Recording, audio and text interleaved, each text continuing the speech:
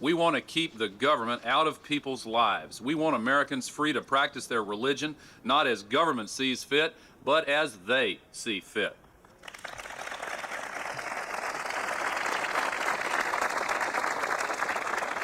There's a story about a group of ministers who visited Abraham Lincoln during the Civil War and reassured him that the North would win because God was on the Union side. The question is, Lincoln said, are we on God's side? I don't presume to know what God's side is, but I'm proud that we can today gather to watch the signing by President Clinton of one of the most important steps to reaffirm religious freedom in my lifetime. You know, one of the most famous students ever to attend University College at Oxford was the poet Percy Bysshe Shelley, and in 1811 he was expelled from Oxford for writing a pamphlet on what he called the necessity of atheism. Well, I'm proud to present this generation's most famous student at University College. His religious views are a little different than Shelley's, and he was also a better student than Shelley. And now to talk to you about why today's bill is such a great step forward, no matter what our religious views, it is a great pleasure and honor for me to present to you the President of the United States, Bill Clinton.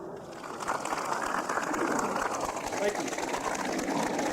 Thank you very much.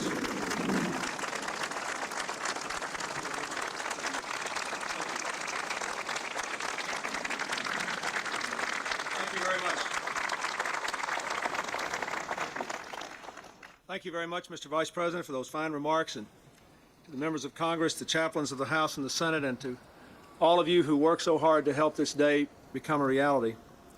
Let me especially thank the Coalition for the Free Exercise of Religion for the central role they played in drafting this legislation and working so hard for its passage. It is interesting to note, as the Vice President said, what a broad coalition of Americans came together to make this bill a reality. Interesting to note that that coalition produced a 97-3 vote in the United States Senate, and a bill that had such broad support it was adopted on a voice vote in the House. I'm told that as many of the people in the coalition worked together across ideological and religious lines, some new friendships were formed and some new trust was established, which shows, I suppose, that the power of God is such that even in the legislative process, miracles can happen. We all have a shared desire here to protect perhaps the most precious of all American liberties, religious freedom. Usually the signing of legislation by a president is a ministerial act, often a quiet ending to a turbulent legislative process. Today, this event assumes a more majestic quality because of our ability together to affirm the historic role that people of faith have played in the history of this country, and the constitutional protections those who profess and express their faith have always demanded and cherished. The power to reverse legislation by legislation, a decision of the United States Supreme Court, is a power that is lightly, hesitantly, and infrequently exercised by the United States Congress. But this is an issue in which that extraordinary measure was clearly called for. As the Vice President said, this act reverses the Supreme Court's decision, Employment Division against Smith, and reestablishes a standard that better protects all Americans of all faiths in the exercise of their religion, in a way that I am convinced is far more consistent with the intent of the founders of this nation than the Supreme Court decision. More than 50 cases have been decided against individuals making religious claims against government action since that decision was handed down. This act will help to reverse that trend by honoring the principle that our laws and institutions should not impede or hinder, but rather should protect and preserve fundamental religious liberties. The free exercise of religion has been called the first freedom, that which originally sparked the development of the full range of the Bill of Rights. Our founders cared a lot about religion, and one of the reasons they worked so hard to get the First Amendment into the Bill of Rights at the head of the class is that they well understood what could happen to this country, how both religion and government could be perverted if there were not some space created and some protection provided.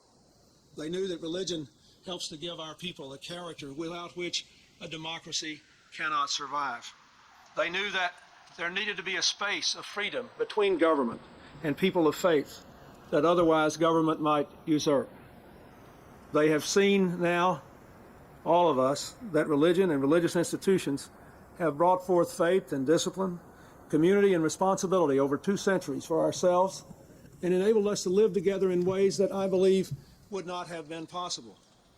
We are, after all, the oldest democracy now in history, and probably the most truly multi-ethnic society on the face of the earth. And I am convinced that neither one of those things would be true today had it not been for the importance of the First Amendment and the fact that we have kept faith with it for 200 years. Our citizens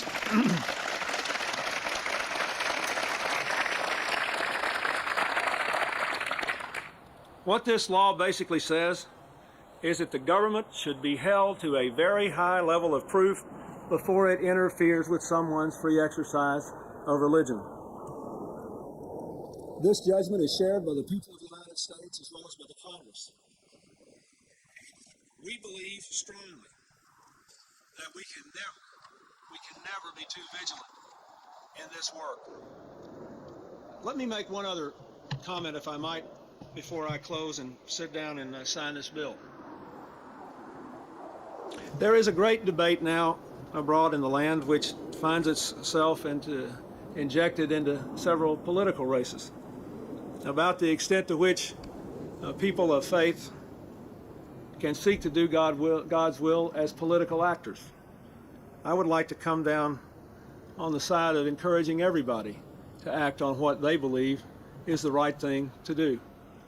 There are many people in this country who strenuously disagree with me on what they believe are the strongest grounds of their faith. I encourage them to speak out. I encourage all Americans to reach deep inside to try to determine what it is that drives their lives most deeply. As many of you know, I have been quite moved by Stephen Carter's book, The Culture of Disbelief. He makes a compelling case that today Americans of all political persuasions and all regions have created a climate in this country in which some people believe that they are embarrassed to say that they advocate a course of action simply because they believe it is the right thing to do, because they believe it is dictated by their faith, by what they discern to be, with their best efforts, the will of God. I submit to you today, my fellow Americans, that we can stand that kind of debate in this country. We are living in a country where the most central institution of our society, the family, has been under assault for 30 years. We are living in a country in which 160,000 school children don't go to school every day because they're afraid someone will shoot them or beat them up or knife them. We are living in a country now where gunshots are the single leading cause of death among teenage boys. We are living in a country where people can find themselves shot in the crossfire of teenagers who are often better armed than the police who are trying to protect other people from illegal conduct. It is high time we had an open and honest reaffirmation of the role of American citizens of faith, not so that we can agree, but so that we can argue and discourse and seek the truth and seek to heal this troubled land. So today I ask you to also think of that. We are a people of faith. We have been so secure in that faith that we have enshrined in our Constitution protection for people who profess no faith. And good for us for doing so. That is what the First Amendment is all about. But let us never believe that the freedom of religion imposes on any of us some responsibility to run from our convictions.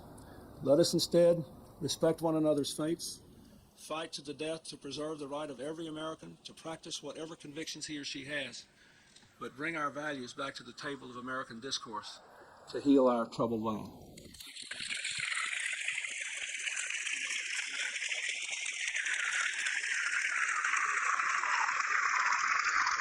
The members of Congress